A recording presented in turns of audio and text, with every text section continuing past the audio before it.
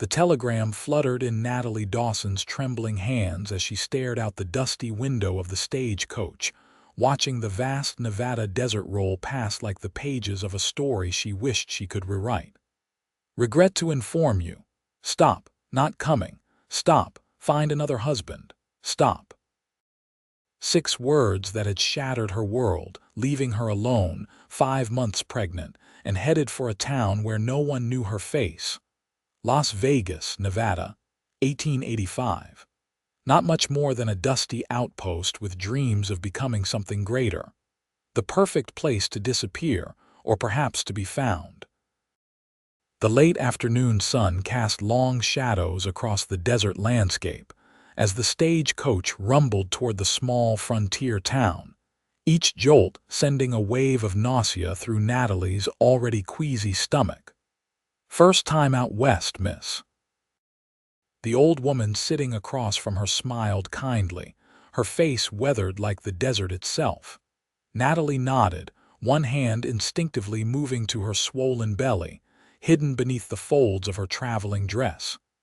Yes, madam, first time.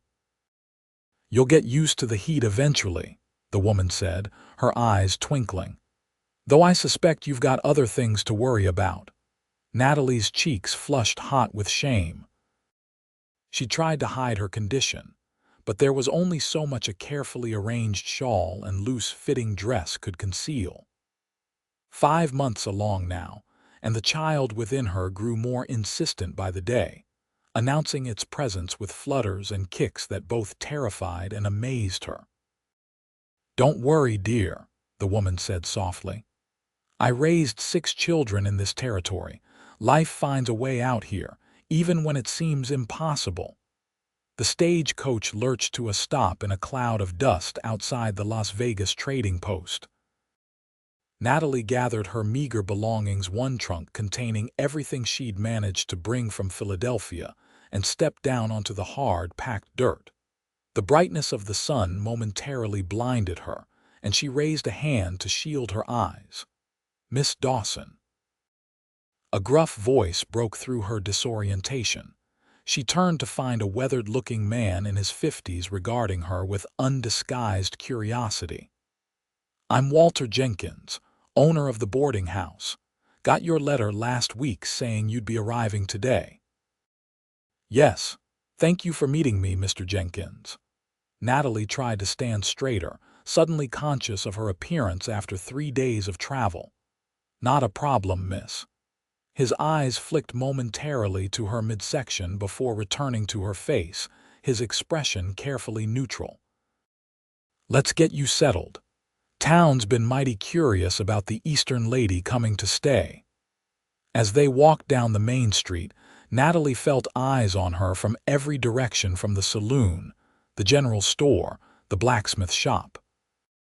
Las Vegas wasn't large, perhaps 40 buildings in total, but it was growing. The railroad had brought new life to the desert outpost, and with it, new possibilities. At least, that's what Thomas's letters had promised. Thomas Campbell. The man she'd agreed to marry after 6 months of correspondence. The man who'd convinced her to leave behind her life as a seamstress in Philadelphia for the promise of marriage and a new beginning in the West. The man who, upon learning of her pregnancy, the result of their single night together during his business trip east, had vanished like morning mist in the desert sun. Your room's upstairs, Mr. Jenkins said as they entered the boarding house, a 2-story wooden structure that was surprisingly well kept. Not much, but it's clean. Meals are served downstairs. 7 sharp for breakfast, noon for dinner, 6 for supper. Thank you. Natalie followed him up the narrow staircase, each step an effort with her extra weight and exhaustion. The room was small but, as promised, clean. A narrow bed, a washstand with a porcelain basin, a small dresser, and a chair by the window overlooking the main street. Not the home she'd imagined sharing with a husband, but it would have to do. What are your plans now, Miss Dawson? Mr. Jenkins asked, setting down her trunk. If you don't mind me asking. The question struck her like a physical blow. Plans. Her only plan had been to marry Thomas, to start a life with him before her condition became too obvious. Now she was alone, her funds dwindling in a town where she knew no one. I'm a skilled seamstress," she said, drawing on the one certainty she still possessed. "I thought perhaps I might find work." Jenkins nodded thoughtfully. "Mrs. Henderson at the general store might know of folks needing sewing done. Town's growing. Always need for skilled hands." He paused, his eyes once again dropping briefly to her middle. "Though you might want to consider your situation." "My situation is my concern, Mr. Jenkins," Natalie said, a flash of pride momentarily overcoming her fear. "No offense meant, miss," he said, raising his hands. "Just that Las Vegas might be growing, but it's still a small town at heart. Folks talk." After Jenkins left, Natalie sank onto the bed, finally allowing the tears she'd been holding back since receiving Thomas's telegram. She had nowhere to go, no one to turn to. Her parents were both dead, her mother from consumption, her father from a heart attack shortly after. The little money she'd saved from her sewing was barely enough for a few months' room and board. And then what? She placed a hand on her swollen belly, feeling a gentle kick in response. "What are we going to do?" she whispered. The next morning, Natalie awoke to the sound of activity in the street below. For a moment, she forgot where she was, reaching instinctively for a familiar nightstand that wasn't there. Reality crashed back as she felt the firmness of her belly and remembered everything: Thomas, the baby, her desperate journey west. She dressed carefully in one of her 2 remaining dresses that still fit comfortably over her growing form. The blue calico was faded but neat, and with her hair pinned up beneath a modest bonnet, she hoped she looked respectable enough to seek employment. Breakfast at the boarding house was a quiet affair. The other boarders, 2 railroad men and an elderly schoolteacher, regarded her with curious glances but little conversation.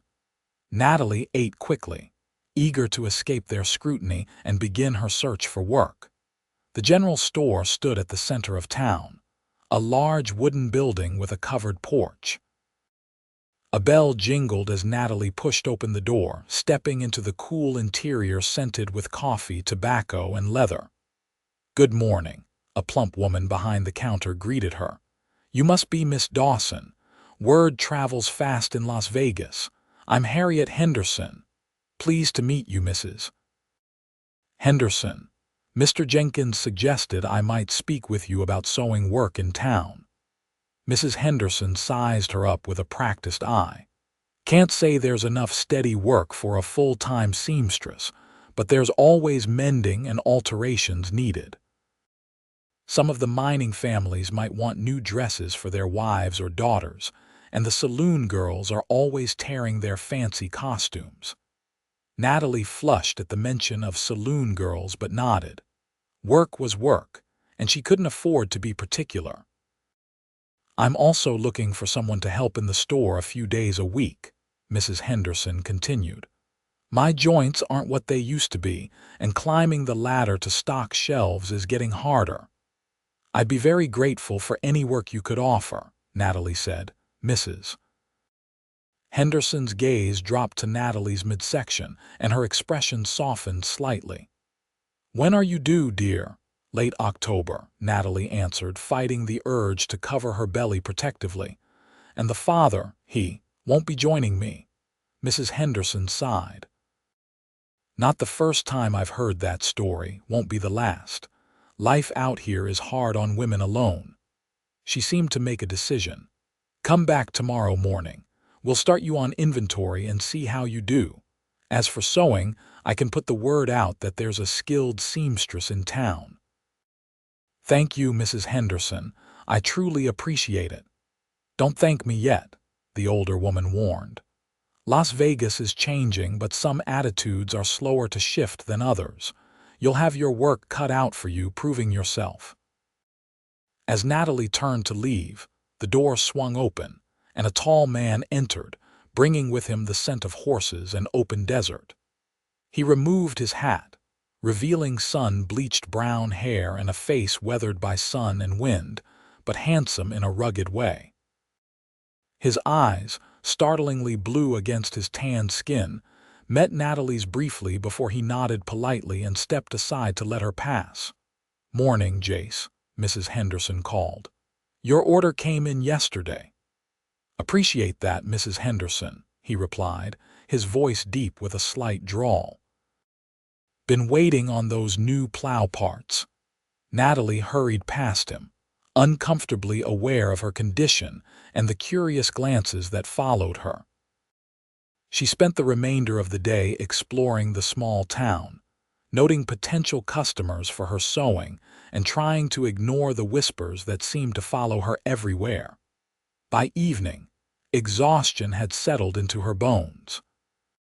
She'd walked more than she should have in her condition, and her back ached fiercely. As she approached the boarding house, she noticed a group of men lounging outside the saloon across the street, their laughter carrying on the evening air. "There she is," one called, not bothering to lower his voice. Thomas Campbell's mail-order bride showed up with a bun already in the oven. Cruel laughter followed, and Natalie quickened her pace, cheeks burning with humiliation. Guess even Campbell knew better than to saddle himself with another man's bastard, another voice added. Natalie stumbled, nearly falling on the uneven boardwalk. A strong hand caught her elbow, steadying her. "Ignore them," a familiar deep voice advised. Nothing better to do than run their mouths. She looked up to find the man from the general store, Jace. Mrs. Henderson had called him, frowning across the street at the group of men, who had suddenly found other interests to occupy them. "Thank you," she managed, embarrassed to be caught in such a vulnerable moment. "Jace Allerton," he introduced himself, releasing her arm once he was sure she was steady. "I have a ranch about 5 miles outside of town." "Natalie Dawson," she replied, though she suspected he already knew who she was. "Miss Dawson." He nodded, replacing his hat. "Don't let the likes of them bother you. Most folks around here are decent enough once they get to know you." "I appreciate your kindness, Mr. Allerton, but I'm learning quickly that a woman in my circumstances can't expect much kindness from strangers." His blue eyes studied her face for a moment, then dropped briefly to her belly before returning to meet her gaze directly. There was no judgment in his expression, only a quiet assessment. "Maybe not," he agreed. "But you might be surprised. Las Vegas isn't just drunks and gossips. There's good people here too." With that, he tipped his hat and continued down the street, leaving Natalie to wonder if she'd just met one of those good people, or if his courtesy was merely a momentary kindness soon to be forgotten. The following weeks established a routine of sorts. Natalie worked mornings at the general store, helping Mrs. Henderson with inventory, stocking, and serving customers. In the afternoons, she sewed, mending torn shirts for the miners, altering dresses for the townsfolk, and occasionally creating new garments for those who could afford it. Word of her skill with a needle spread, and despite the whispers about her condition, business grew steadily.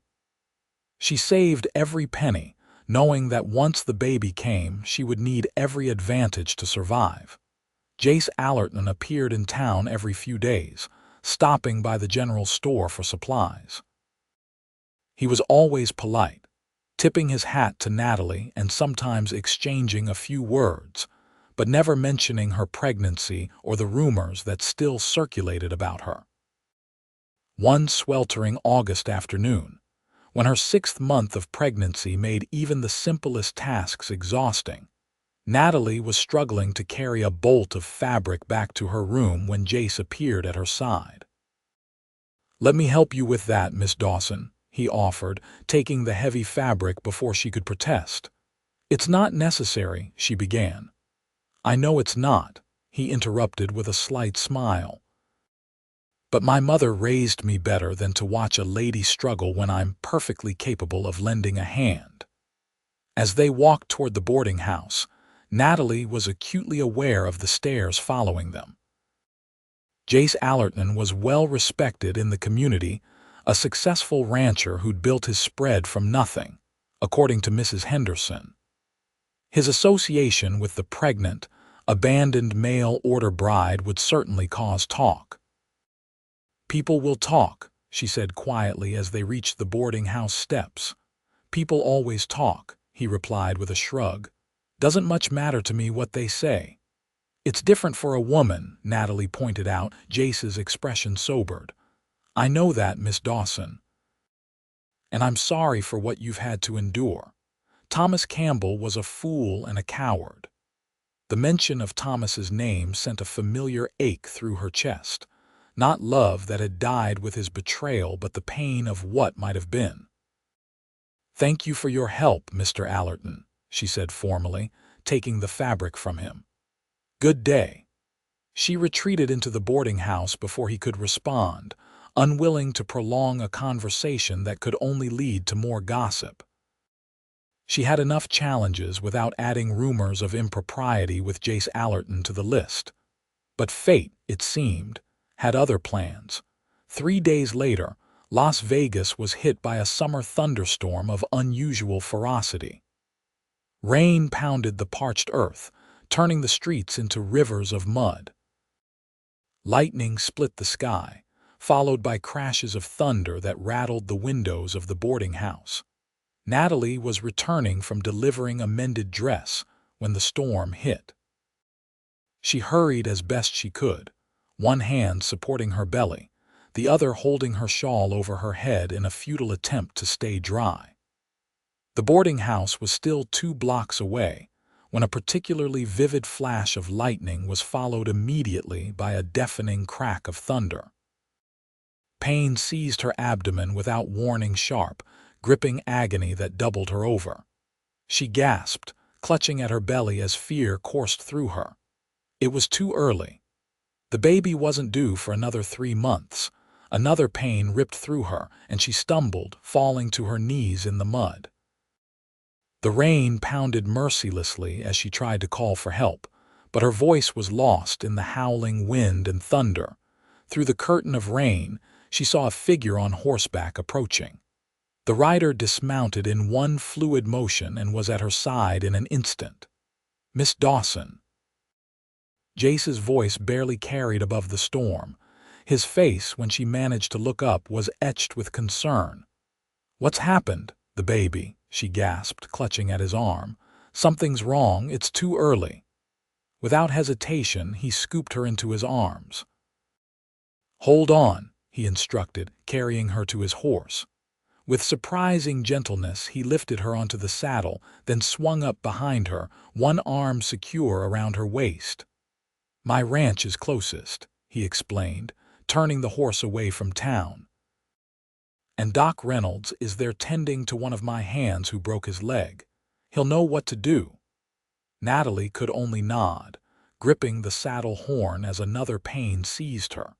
She leaned back against Jace's solid chest, drawing strength from his steadiness as they rode through the storm. The journey seemed endless, though it couldn't have been more than 30 minutes. By the time the ranch house came into view, a substantial 2-story structure with a wide porch, Natalie was soaked to the skin and shivering violently, the pains coming in regular waves. Jace didn't bother with the front door. He rode directly to a side entrance, calling out sharply, "Miguel, need help here." A young Mexican man appeared instantly, taking the reins as Jace dismounted and carefully lifted Natalie down. "Get Doc Reynolds," Jace ordered. "Tell him it's urgent. And find Maria, we need dry clothes and hot water." Inside, the house was warm and surprisingly well furnished for a bachelor rancher.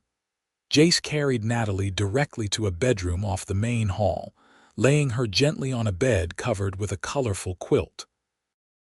"Doc Reynolds will be here any minute," he assured her, his voice calm despite the worry evident in his eyes. "You're going to be all right, Miss Dawson." A middle-aged woman with kind brown eyes hurried in, her arms full of towels and blankets. "Mater de Dios," she exclaimed, immediately taking charge. "Señor Jace, you must leave now. This is women's business." Jace hesitated, looking at Natalie with such concern that she found herself reaching for his hand despite her pain and fear. "Thank you," she whispered. He squeezed her fingers briefly. "I'll be right outside if you need anything." What followed was a blur of pain and fear. Dr. Reynolds, a gruff, gray-haired man with gentle hands, arrived and quickly assessed the situation. "False labor," he pronounced after examining her. "Brought on by stress and the fall, most likely. The baby's not coming yet, but you need complete bed rest for at least 2 weeks, Miss Dawson. No exertion of any kind." "But I can't," Natalie began, thinking of her room at the boarding house, her work at the store, the sewing orders she had yet to complete. "You can and you will," the doctor interrupted firmly. "Unless you want to lose this child." Those words silenced any further protest. Natalie lay back against the pillows, exhaustion claiming her as the pain gradually subsided. She awoke hours later to find the room dimly lit by a single lamp. The storm had passed, leaving behind the clean scent of rain-washed air drifting through a partially open window. For a moment she was disoriented, unable to place where she was. "You're awake." Jace sat in a chair beside the bed, his expression unreadable in the shadowed light. "How long was I asleep?" she asked, her voice hoarse. "About 6 hours. Doc Reynolds left some medicine for you, said to take it if the pain returns." He poured a glass of water from a pitcher on the nightstand and helped her sit up to drink it. "I need to return to town," Natalie said, though the thought of moving from the comfortable bed made her wince. "Not according to the doc," Jace replied firmly. "He was very clear that you're not to be moved for at least 2 weeks. But my room at the boarding house. I've already sent word to Mrs. Henderson explaining the situation. And Miguel rode to town to collect your things from the boarding house. Mr. Allerton, I can't possibly impose on you like this." "It's not an imposition, Miss Dawson. I have plenty of room and Maria's been hoping for someone to fuss over." His tone softened. "Besides, you need proper care right now and you wouldn't get that alone at the boarding house." Natalie wanted to argue, to insist on her independence, but the memory of Dr. Reynolds's warning stopped her. 2 weeks, she conceded finally, "and then I must return to town."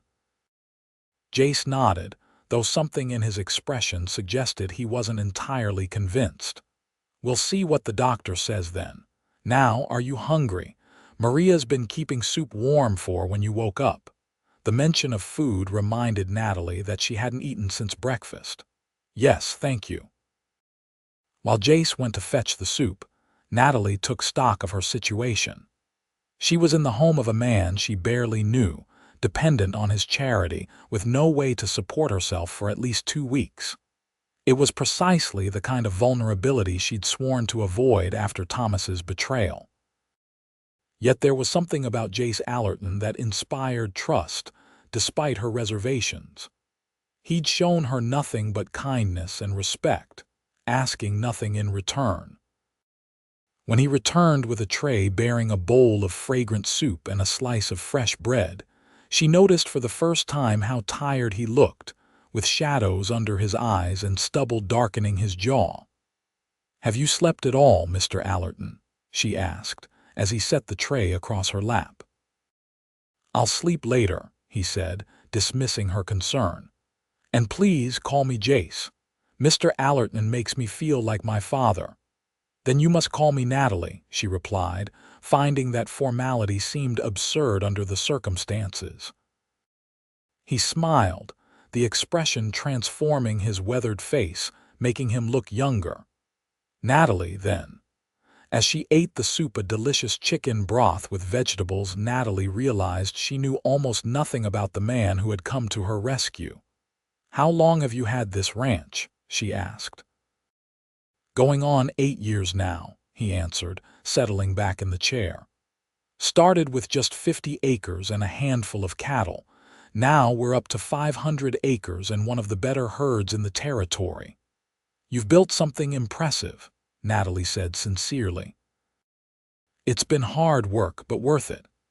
His gaze traveled to the window where the first light of dawn was beginning to color the sky. "This land gets in your blood after a while, becomes part of you." "Is that why you came west?" "Partly." A shadow crossed his face. "After the war, there wasn't much left for me back in Virginia. My family lost everything. I figured I'd try my luck where a man could still make something of himself with just hard work and determination." "The war?" Natalie asked. "You fought in the Civil War," he nodded. 4 years with the Union Cavalry. I was young enlisted when I was 18, just before Gettysburg. Saw things no man should have to see." He shook off the memory visibly. "But that's ancient history now." Natalie did a quick calculation. If he'd been 18 during the Civil War, that would make him nearly 40 now, though he didn't look it. There were strands of silver at his temples, lines etched around his eyes that spoke of years in the sun, but he carried himself with the vigor of a much younger man. "And you've never married?" The question slipped out before she could consider its propriety. Something flashed in his eyes, an old pain quickly hidden. "Once. A long time ago. Sarah died of fever the second year we were out here." "I'm so sorry," Natalie said softly, immediately regretting her question. "Like I said, ancient history." He stood, taking the tray from her now that she'd finished eating. "You should rest, doctor's orders." "Jace," she called as he reached the door. "Thank you for everything."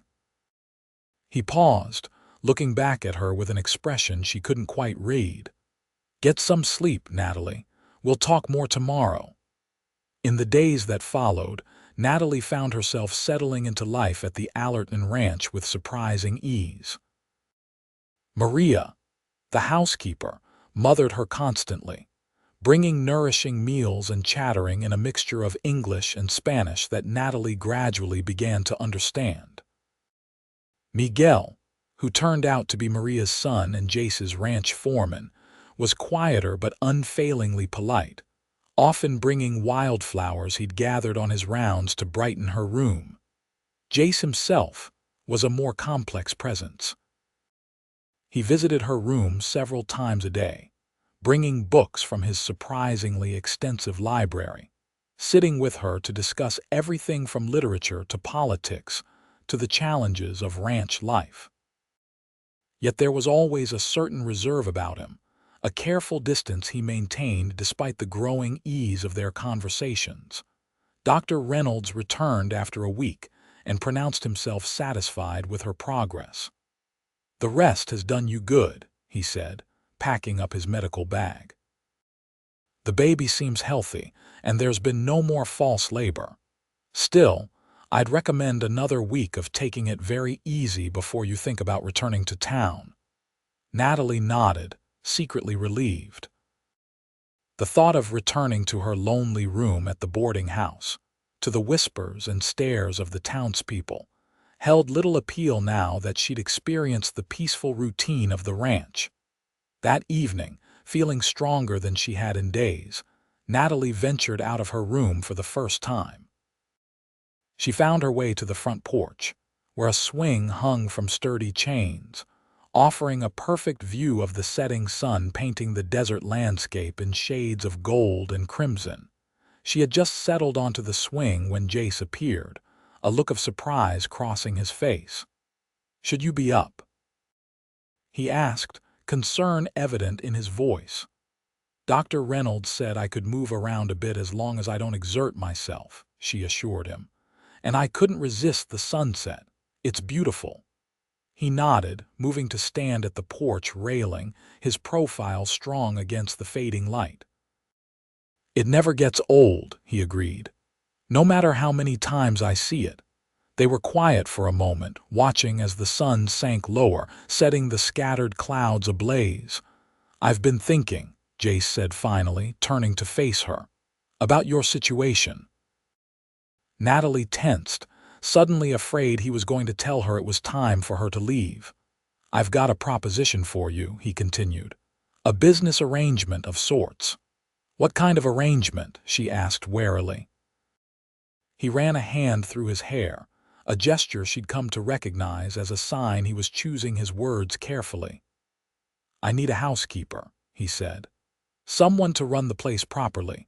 Maria's wonderful, but she's getting older and this house is too much for her alone. I've been thinking of hiring help for a while now." "And you're offering me the position?" Natalie asked, uncertain where this was leading. "Yes, with room and board for you and the baby. There's a small cottage behind the main house. It was meant for the foreman originally, but Miguel prefers the bunkhouse with the other hands. It would give you privacy, your own space." Natalie was speechless. The offer was incredibly generous, a solution to her most pressing concerns about where she and her child would live. "That's very kind," she said finally. "But why would you do this for me? You hardly know me." Jace's expression turned serious. "I know enough. I know you're hardworking and honest. I know you're determined to make a life for yourself and your child despite difficult circumstances. Those are qualities I admire." "And what about my reputation?" she asked bluntly. "Wouldn't having a woman in my condition living on your property cause talk?" "Let them talk," he said with a dismissive gesture. "This is a business arrangement, nothing more. You need a safe place to live and work. I need someone to manage the household. It's practical for both of us." It was practical, and yet Natalie sensed there was more to the offer than Jace was saying. Still, she couldn't deny the appeal of having a secure position and a home for her child. "I'll think about it," she promised. "Of course." He nodded, turning back to the now darkened horizon. "Take all the time you need." She did think about it, weighing her options carefully over the next few days. The reality was that her choices were limited. She could return to town, face the gossip and struggle to support herself with sewing while caring for an infant. Or she could accept Jace's offer of a position that would provide for both her and her child's needs. On the morning of her second week at the ranch, Natalie made her decision. She found Jace in his study, a room lined with bookshelves and dominated by a large oak desk covered with ranch ledgers. "I'd like to accept your offer," she said without preamble. "On one condition." He looked up, a flicker of something like relief crossing his face. "Name it." "I want a proper contract with fair wages. I won't be a charity case, Jace. If I work for you, I want to be paid what the job is worth." He smiled, the expression reaching his eyes. "I wouldn't have it any other way. Draw up whatever terms you think fair and we'll discuss them."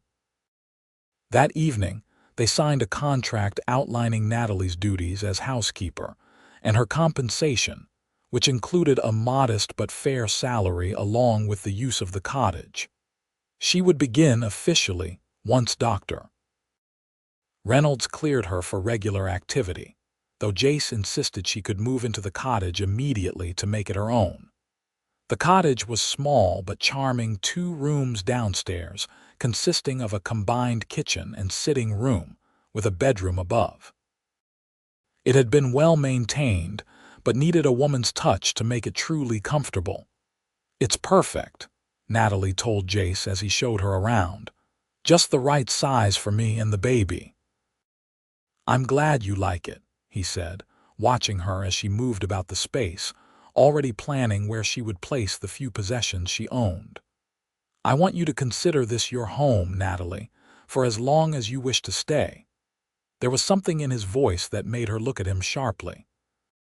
His blue eyes held a warmth that went beyond the parameters of their business arrangement, and for a moment she wondered if there was more to his offer than practicality. But that was a complication she couldn't afford to consider. Not now, with her child's future still uncertain and her own wounds from Thomas's betrayal still healing. "Thank you," she said simply, "for everything." The next week passed in a flurry of activity as Natalie settled into the cottage. Jace had hired a wagon to bring her things from town, including her sewing machine and supplies. He also, without telling her beforehand, purchased a cradle and other necessities for the baby, having them delivered to the cottage as a housewarming gift. "You shouldn't have," she protested when she saw the beautiful wooden cradle, handcrafted by the town's carpenter. "Every child needs a proper place to sleep," he replied with a shrug, as if it were the most natural thing in the world for him to provide such things. As her pregnancy progressed into its 7th month, Natalie found herself settling into a routine. Though not officially working as housekeeper yet, she spent her days making small improvements to both the cottage and the main house, sewing curtains, organizing linens, planning menus with Maria. Jace often joined her for dinner in the main house, their conversations growing more personal as they learned about each other's lives.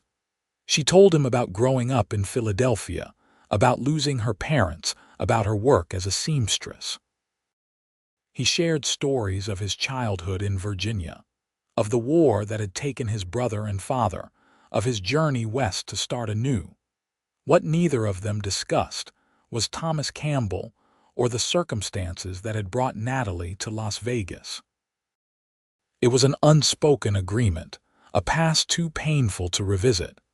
Until the evening Miguel returned from town with a letter addressed to Natalie, the handwriting achingly familiar. Jace found her on the porch of her cottage, the letter crumpled in her lap, tears streaming down her face.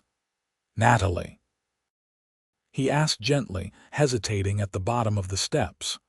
"Are you all right? He wants to come back," she said, her voice hollow. "Thomas. He says he's made a terrible mistake, that he wants to marry me after all, be a father to the baby." Jace's expression darkened. "And what do you want?" The question caught her off guard. What did she want? 2 months ago, she might have said she wanted exactly this: Thomas returning, offering the legitimacy and security of marriage. But now, "I don't know," she admitted. "I don't love him anymore. I'm not sure I ever really did. But the baby. The baby deserves better than a father who abandoned it before it was even born," Jace said, his voice tight with suppressed anger. "A man who would do that once would do it again." "You don't know that," Natalie protested weakly, though a part of her feared he was right. "Don't I?" Jace climbed the steps to stand before her, his eyes intense. "I've seen his kind before, Natalie. Men who run when things get difficult, who come back only when it suits them. Is that the kind of father you want for your child?" His words struck a chord of truth she couldn't deny. "No," she whispered, "it's not." "Then tell him no." "It's not that simple, Jace. A child needs a father." "Yes, it does." His voice softened and he knelt before her, taking her hands in his. "But it needs the right kind of father. Someone who will love it, protect it, teach it how to be honorable and brave. Not someone who sees it as an inconvenience to be endured for the sake of appearances." Natalie stared at him, suddenly seeing something in his eyes she hadn't allowed herself to notice before, a depth of feeling that went far beyond friendship or employer's concern. "Jace," she began, but he stood abruptly, releasing her hands. "I've overstepped," he said, his voice roughening. "Forgive me. It's your decision, of course. Whatever you decide, I'll support you." Before she could respond, he was gone, striding back toward the main house with the rigid posture of a man forcing himself not to look back. Natalie sat for a long time, the letter clutched in her hand, thinking about choices and consequences, about love and obligation.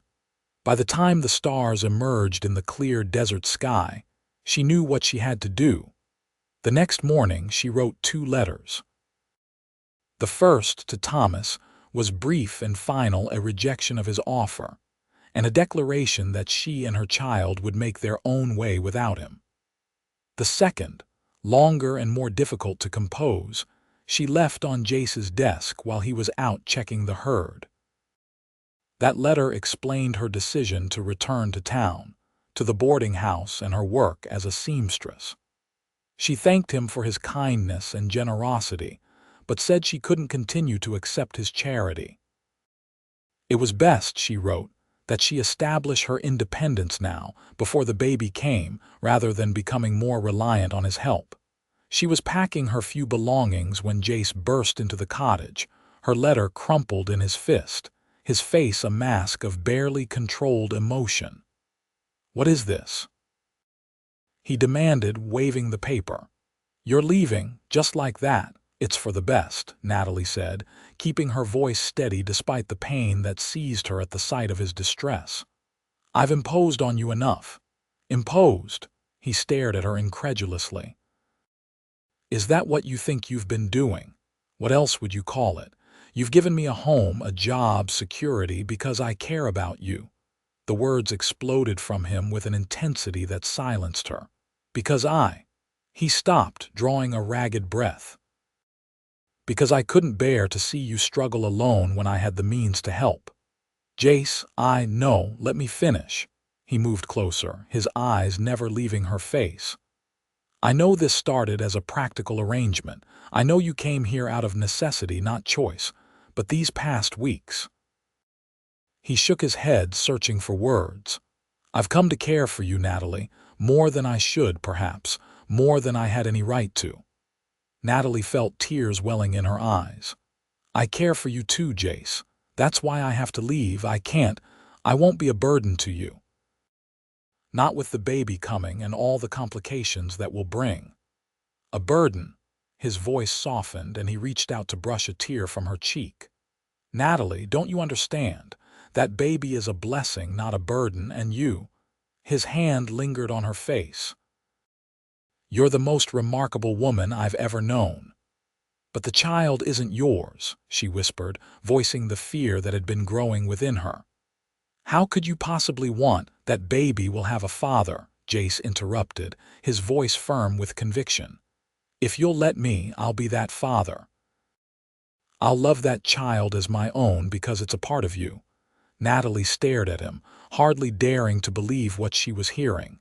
"Are you saying—" "I'm saying I love you, Natalie Dawson. I think I've loved you since that day in the rain when you looked up at me with those brave, determined eyes, refusing to give in to fear even when you had every reason to be afraid." "But we barely know each other," she protested weakly, even as her heart leapt at his words. Jace smiled, the expression transforming his face. "I know enough. I know you're kind and strong and brave. I know you work harder than anyone I've ever met. I know the sound of your laugh makes my day brighter, and the thought of you leaving makes me feel like the sun's gone dark." He took her hands in his touch gentle yet sure. "I'm not asking you to love me back, not right away. I'm asking you to give us a chance. Stay here not as my employee, but as whatever you're comfortable with. Let me court you properly the way you deserve." Natalie felt something shift within her, a wall crumbling that she'd built to protect herself after Thomas's betrayal. "And if I already do," she asked softly, "love you back, I mean." The hope that blazed in Jace's eyes took her breath away. "Then I'm the luckiest man in the Nevada territory," he said, his voice rough with emotion. He leaned down slowly, giving her time to pull away if she wished. Instead, Natalie rose on her tiptoes to meet him halfway, their lips coming together in a kiss that felt like coming home after a long journey. When they finally parted, Jace rested his forehead against hers. "Stay," he whispered. "Please stay." "Yes," Natalie answered, the single word containing a world of promise. The following weeks were a time of adjustment and growing closeness. Jace courted Natalie with an old-fashioned formality that touched her deeply, bringing wildflowers he'd gathered himself, reading to her in the evenings as they sat on the porch swing, taking her for gentle rides in his buggy to show her the beauty of the ranch. They decided, after much discussion, that Natalie would continue to live in the cottage until after the baby was born.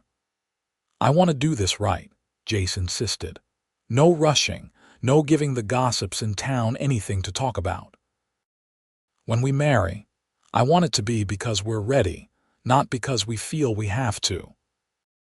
Natalie appreciated his consideration, though there were moments when the distance between the cottage and the main house seemed impossibly far, especially on the nights when their good-night kisses lingered longer than propriety might allow.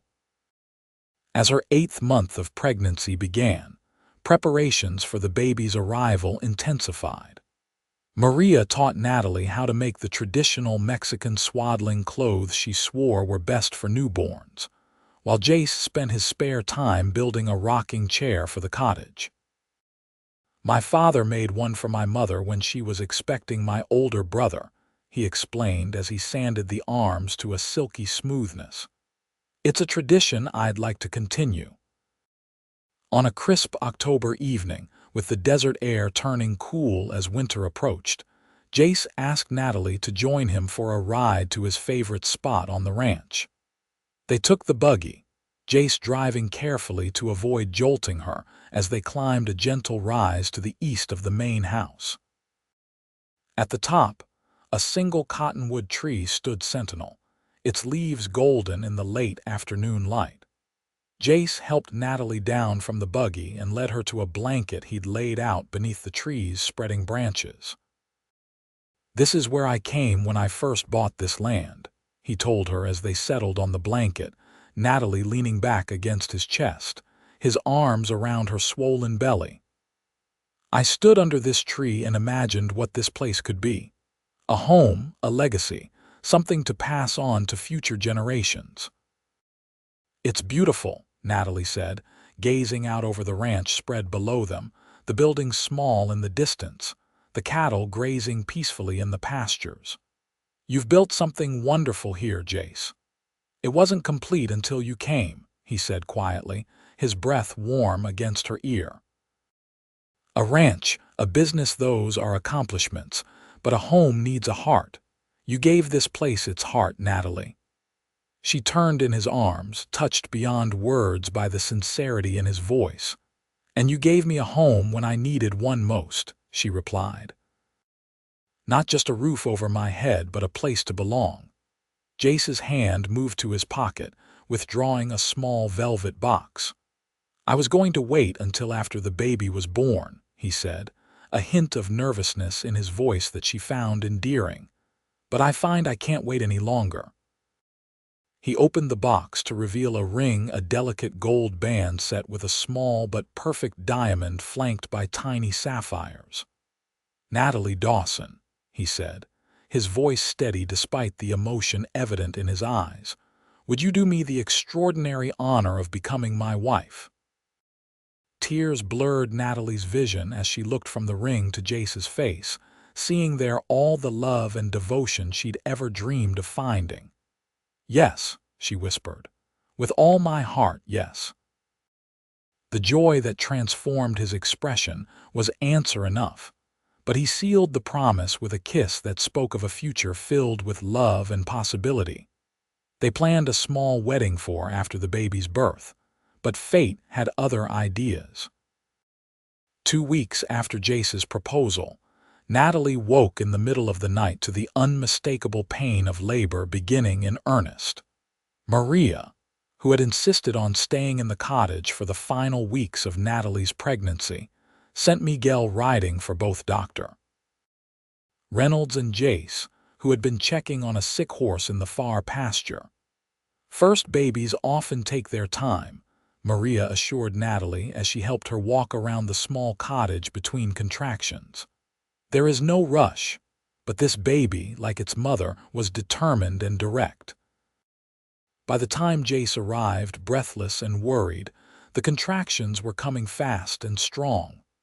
"The doctor?" he asked Maria as he took Natalie's hand, his face pale with concern. "On his way, but the baby may not wait," Maria replied calmly. She had delivered many children in her time and recognized the signs of a birth progressing rapidly. "Jace," Natalie gasped as another contraction seized her. "I'm scared." "I'm right here," he promised, his grip on her hand firm and reassuring. "I'm not going anywhere." True to his word, he stayed by her side through the long hours that followed, supporting her through each contraction, wiping her brow, murmuring encouragement when she felt she couldn't continue. Dr. Reynolds arrived just as dawn was breaking, barely in time for the delivery. "You're doing beautifully, Miss Dawson," he assured her after a quick examination. "The baby's in the perfect position. Won't be long now." He was right. Less than an hour later, with a final tremendous effort, Natalie gave birth to a healthy baby boy, his lusty cries filling the cottage as Dr. Reynolds placed him on her chest. "He's perfect," Jace whispered, tears streaming unashamedly down his face as he gazed at the tiny red-faced infant. "Absolutely perfect." Natalie looked up at him, exhausted but radiant. "Would you like to hold your son?" she asked softly. Jace's head jerked up, his eyes wide with emotion. "My son." "If you still want him to be," Natalie said, suddenly uncertain. "Want?" Jace's voice broke. "Natalie, from this moment on, this child is mine in every way that matters. I will love him, protect him, and raise him as my own flesh and blood. I swear it." He took the baby with trembling hands, cradling him with a natural ease that brought fresh tears to Natalie's eyes.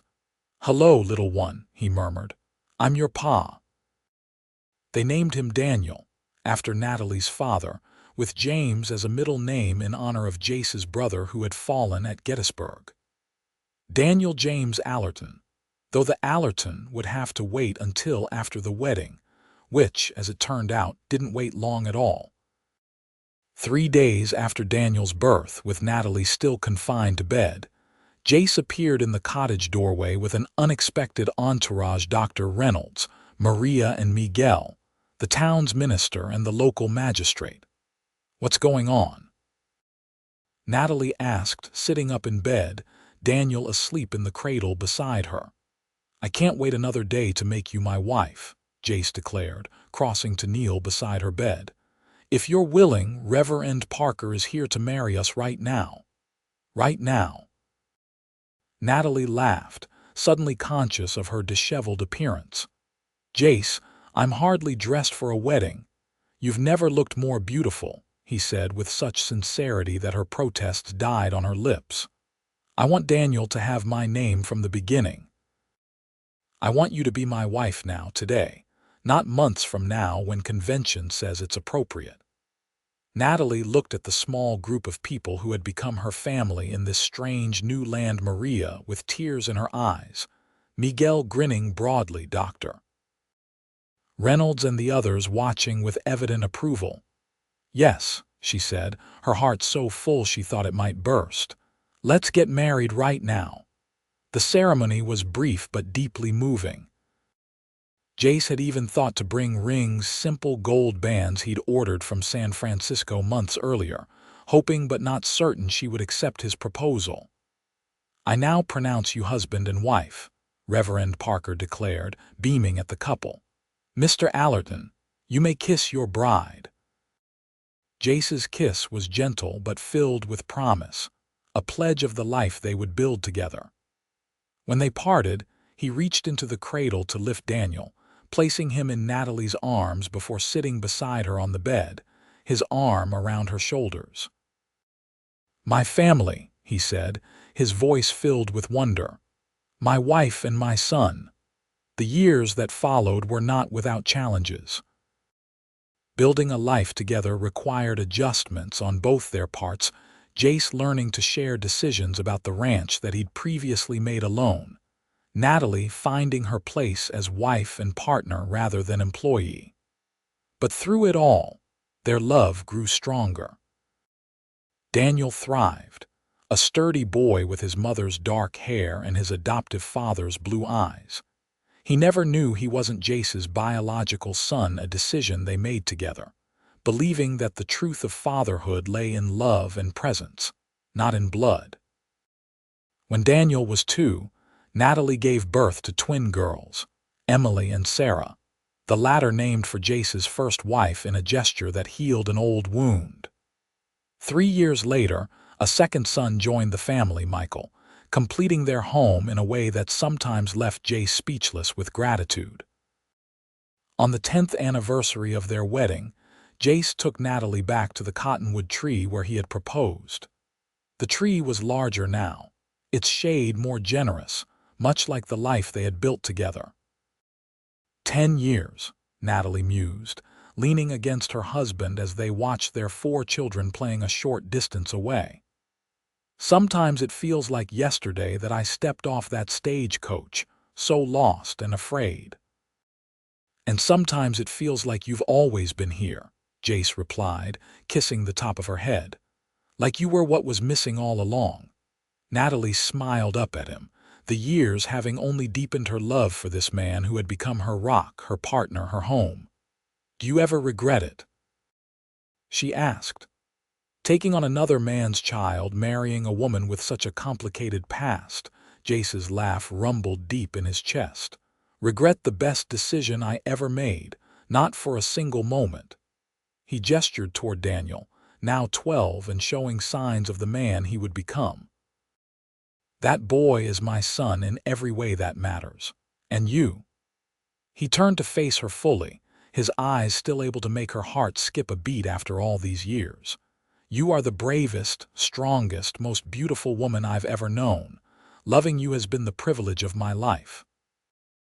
Even when I'm stubborn, she teased. Especially then, he replied with a grin. Your stubbornness is matched only by your courage, and I admire both. A shout from Daniel interrupted their conversation. He had spotted a hawk circling overhead and was calling his siblings to look. The 4 children stood together, faces lifted to the sky, their expressions filled with wonder at the wild beauty of their home. We've built something good here, Natalie said softly. Better than good, Jace agreed, his arm tightening around her waist. Something extraordinary.